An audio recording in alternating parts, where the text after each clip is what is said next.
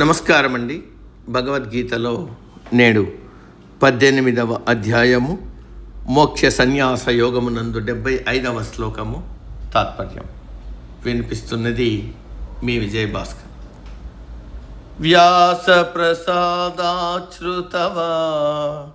నేతద్గుహ్యతమం పరం యోగం యోగేశ్వరాత్ కృష్ణాత్ సాక్షాత్ కథయతస్యం. తాత్పర్యం: ఇదంతా ఎలా జరిగిందంటే నేను చూశాను కాబట్టి నీకు చెప్పగలిగాను అని సంజయుడు జబ్బలు చర్చుకోలేదు.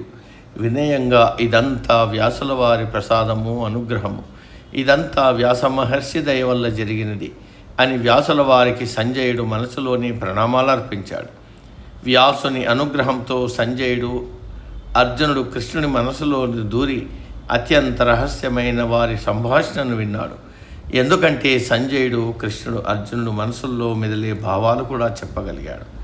కేవలం అర్జునుడు మనోనేత్రంతో దర్శించిన విశ్వరూపమును కూడా సంజయుడు వర్ణించగలిగాడు. ఇదంతా వ్యాసుని అనుగ్రహమే. పైగా ఈ యోగశాస్త్రమును యుద్ధరంగంలో అర్జునుని రథం మీద కృష్ణార్జునుల పక్కనే ఉండి గీత అనే యోగశాస్త్రమును విన్నానని అన్నాడు. ఇంతటి మహత్తరమైన సంభాషణను విన్నవాడు సంజయుడు ఒక్కడే. అందుకే మహాభారతంలో ఒక్క సంజయుడికే ఆ అదృష్టం లభించింది. సంజయుడు కేవలం సారథి మాత్రమే, ధృతరాష్ట్రుడికి ఆంతరంగికుడు. భారతంలో ఎటువంటి ప్రాధాన్యత లేని పాత్ర ఎక్కడో తప్ప ఎక్కడా ప్రముఖంగా కనిపించదు. అటువంటి పాత్రకు కూడా విశిష్టత కల్పించిన ఘనత వ్యాసునిది. వ్యాసుని రచనా వైదుష్యం అంత గొప్పది. ఇక్కడ ఇంకొక విశేషం కూడా ఉంది. సాక్షాత్ కృష్ణాత్ కథయత స్వయం అంటే సాక్షాత్తు కృష్ణుడు అర్జునుడితో చెప్పిన మాటలు నేను స్వయంగా విన్నాను. సంజయుడు తాను ప్రత్యక్షంగా చూసినది, విన్నది ధృతరాష్ట్రుడికి చెప్పాడు.